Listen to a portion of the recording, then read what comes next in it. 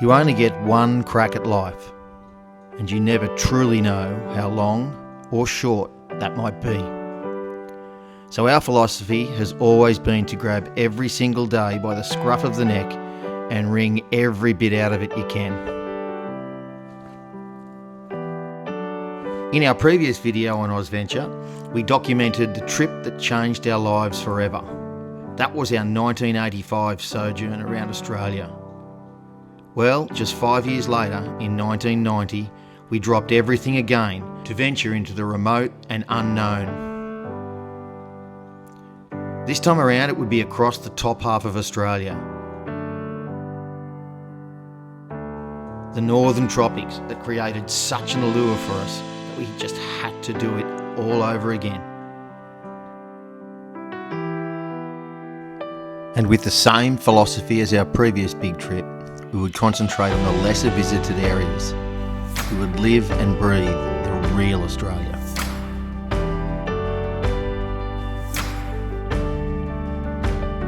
So much to do and so much to see.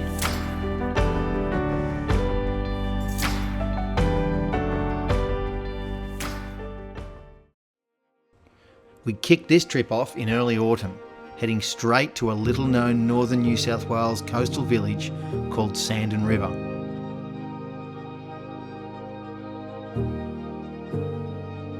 What a truly magnificent place this was, just a grouping of fishing huts at the mouth of the river.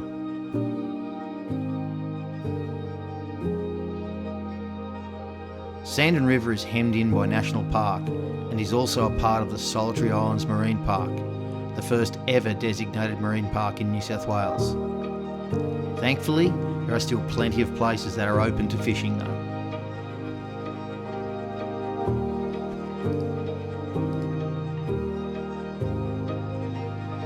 We produced some of the best offshore and estuary fishing that we had ever encountered. Little did we realise that over the next 36 years, Sandon would become an integral part of our life. The fish life at the public jetty just has to be seen to be believed.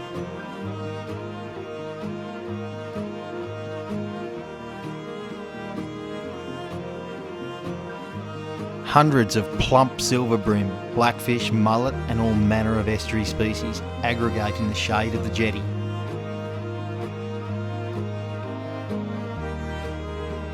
And the observant will see green turtles, dolphins and grey nurse sharks swim by.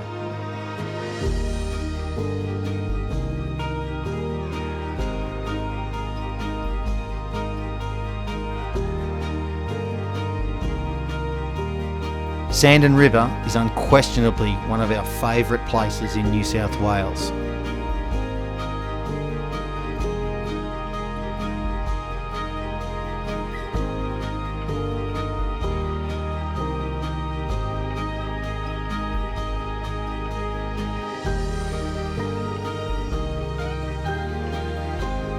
A quick stop to see friends in northern New South Wales and their litter of working kelpies, and we were off over the border for a lap around Fraser Island.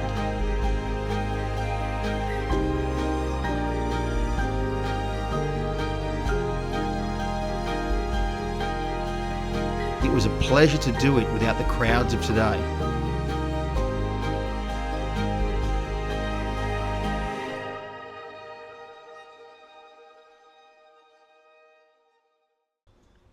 A serious driving stint then saw us in the shadow of the mammoth Hinchinbrook Island in North Queensland.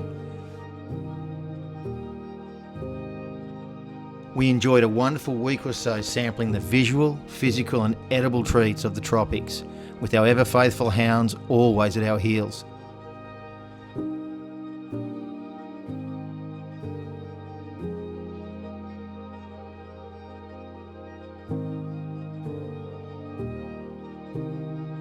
I trudged pristine rainforest creeks, the Sweetwater as we tend to call it, for the elusive jungle perch, before we were again pushing further north.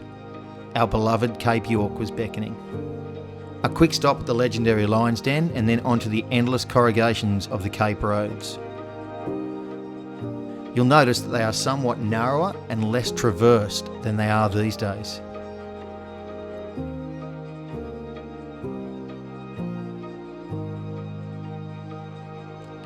This is the main Peninsula Development Road to Weipa as it passes through Piccaninny Plains, just after the junction of it and the old telegraph track. Check out the height of the speargrass growing from these black soil plains. It was significantly higher than our falls rise. With high water levels persisting, the Wenlock River was always going to be a problem at Moreton Telegraph Station. There was no such thing as a bridge back then. The water was neck high and flowing at a significant speed. Thankfully, someone had already put together the makeshift barge that's always left there at the ready. It was a touchy task slowly driving a fully laden four-wheel drive onto a precarious floating raft. Bit of an act to loading and unloading, but we worked it out. Then the only form of propulsion across the river was manpower. Thankfully, the heavy cable on pulleys held the weight of the strong flow. Once our vehicle was across, it was then a matter of doing the same with the 14-foot tinny and trailer. It was quite an achievement once we were all safely done. We were lucky that we got away with just one bogging in a swampy area on that trip. Every gully had water in it.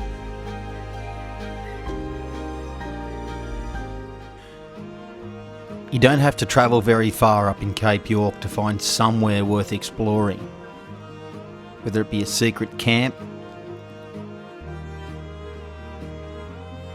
some Aboriginal heritage,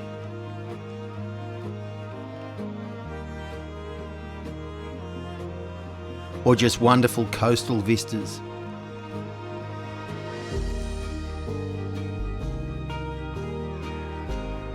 A lovely coastal camp for a week or so, near the mouth of the Jardine River, was certainly a highlight of the trip. Everywhere we went, we caught fish.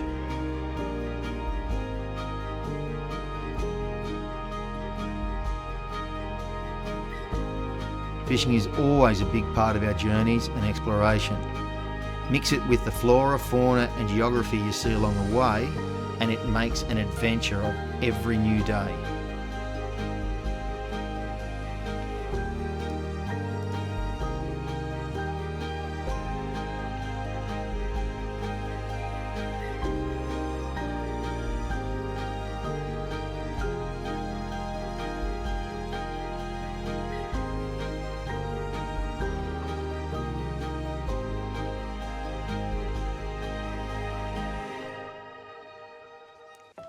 More than a month in Cape York was simply not enough, but across the top we were heading, with the northwest of Western Australia a strong priority, as it was the furthest point away from our home.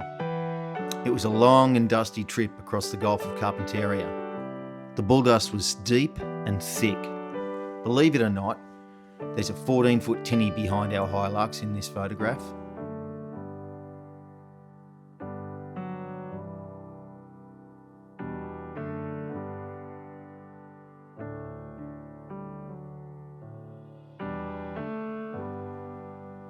On some days, the smoke from dry season burns was so thick that daylight never truly broke. They were very eerie days.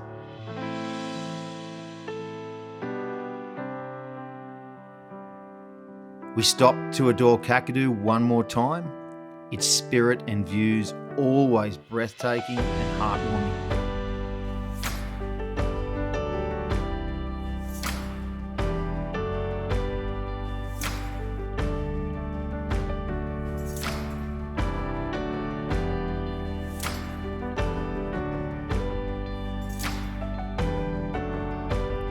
Then we pushed through to Darwin for a slight rest, some relaxation, and of course repairs.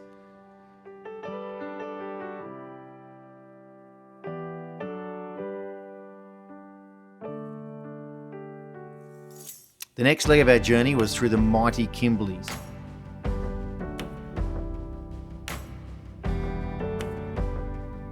Boab trees, massive rock escarpments, and the red glow of the earth is what the region delivers in spades. It's very hard to tire of, no matter how long you drive.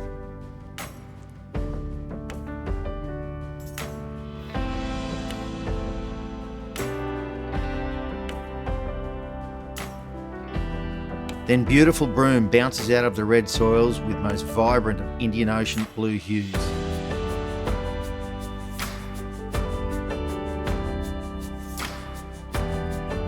memories forever etched in our minds of red soil meeting white sands, and then every shade of blue as the beaches disappear into the depth.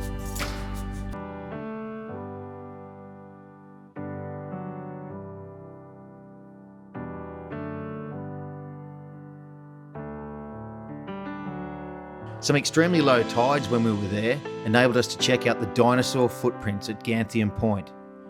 Prints of some 20 different dinosaurs were laid down during the early Cretaceous period, some 120 million years ago.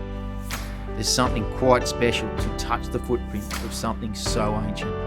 Our next, and sadly our last stop for this trip, would be somewhere that we had been busting to visit and spend some extended time. That was Exmouth.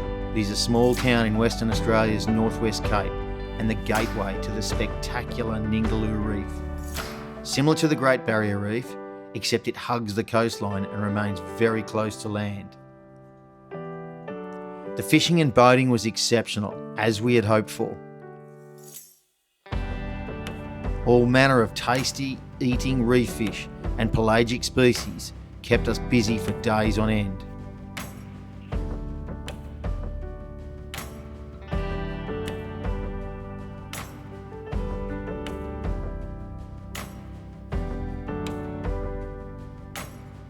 The nearby Yardie Creek, a scenic permanent waterway that has cut its way through red limestone, creating a glorious gorge that spills out onto Ningaloo Reef.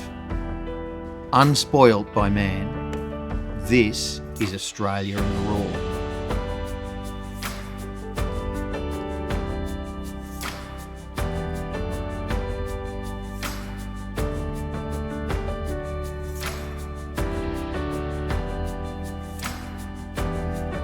The grand finale for this trip was a significant rain event just before us arriving that brought the desert-like landscape truly to life. To this day, the floral exhibit on display for us was as good as I've ever seen, either natural or man-made. We felt extremely privileged to have experienced such a magnificent natural phenomenon. So would this trip still be as good to do now as it was back in 1990? Fair question. Well, there might be a few more travellers on the road now, and some of the campsites would be a lot busier, but unequivocally, yes, it would be just as good to do. It's all up to the mindset and the approach of the traveller. In fact, in the next 18 months or so, we will repeat this trip and document the differences, or lack thereof, of the two trips. Now that'll be fun, and most importantly, another epic adventure to work towards and live for.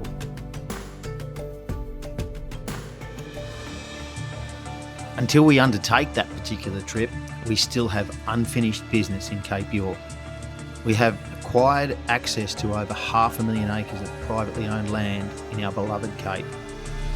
We've never been to this location, and either have very few others. As soon as this current and significant wet season allows us to access there, we'll be on our way. So please stay tuned for some of our best content yet. Safe travels to you all.